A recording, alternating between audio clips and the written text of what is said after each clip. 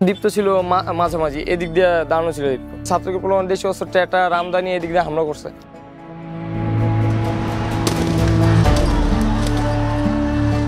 এটা ঝালাই দেওয়া, এদিক দিয়ে একবার এইটুকু পুরো ভাঙ্গা পুড়ে গেছে। প্রায় 200-300 মানুষ একসাথে এদিকে করছে, কারণ এদিক দিয়ে হামলা করছে, ওদিক দিয়ে সব দিক দিয়ে একবার চাপায় ফেলাইছে আমাদের ছাত্রদের। এই যে এদিক দিয়ে অনেকে ওঠার চেষ্টা করছে, এটা ওঠার চেষ্টা করছে, পুলিশ ছাত্র কাউকে উঠতে দেয় নাই।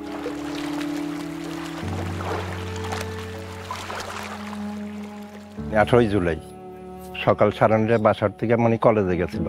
ও এখানেই থাকতো, কলেজ তো ওইখানে, কলেজ করেই মানে সন্ধ্যার সময় মানে এখানে ঘুরতো। ওই যে জায়গাটায় মারা গেছে এখানেই বেশি থাকতো।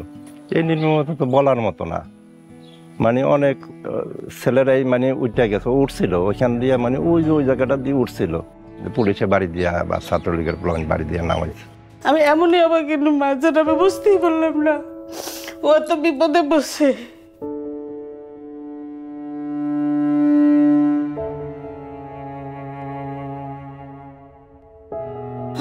বাঁচা বাঁচা গায়ে চিৎকার দেয়, হাতটা দিয়ে লড়াচড়া দেয়, কিন্তু কে বলে সাহায্য করলো না। এই তো সবই ভুলে গেল এখন।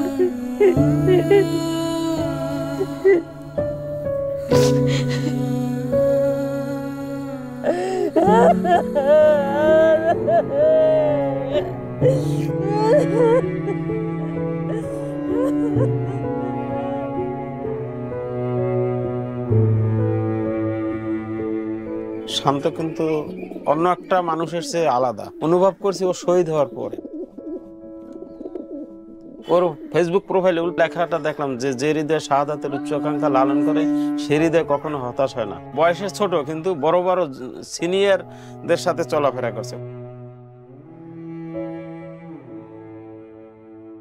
শান্তমণি খুব মেধাবী, ও অ্যাকাউন্টের স্টুডেন্ট, ওকে পাসপোর্ট রেডি করতে বলছিল। ও স্টুডেন্ট বিষয়ে বাইরে যাবে, সুশিক্ষায় শিক্ষিত হয়ে ভালো একটা অ্যাওয়ার্ড নিয়ে আসবে, সেরা মা হব আমার আকাঙ্ক্ষা ছিল।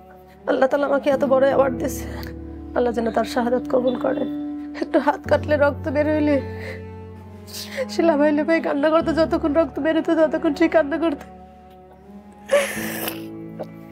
আমার সে ছেলে কি রক্তাক্ত হয়ে গেলে। আমার খুব আদরের সন্তান ছিল শান্তমণি। সব আত্মীয়স্বজন বলতে ছেলেকে আর কয়েকদিন পর বিয়ে করবে, এখনো শান্তমণি বলে ডাকে। আমি কাকে শান্তমণি ডাকবো এখন?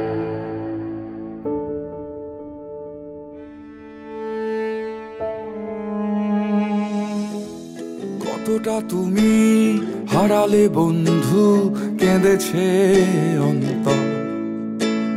জানো না তুমি হারাবার ব্যথা, জানে পলাশির প্রান্ত। হারিয়ে গেছে যেখানে মায়ের সোনার নলুকখানি, গোলা ভরা ক্ষেতের ফসল, সাজানো ফুলদানি।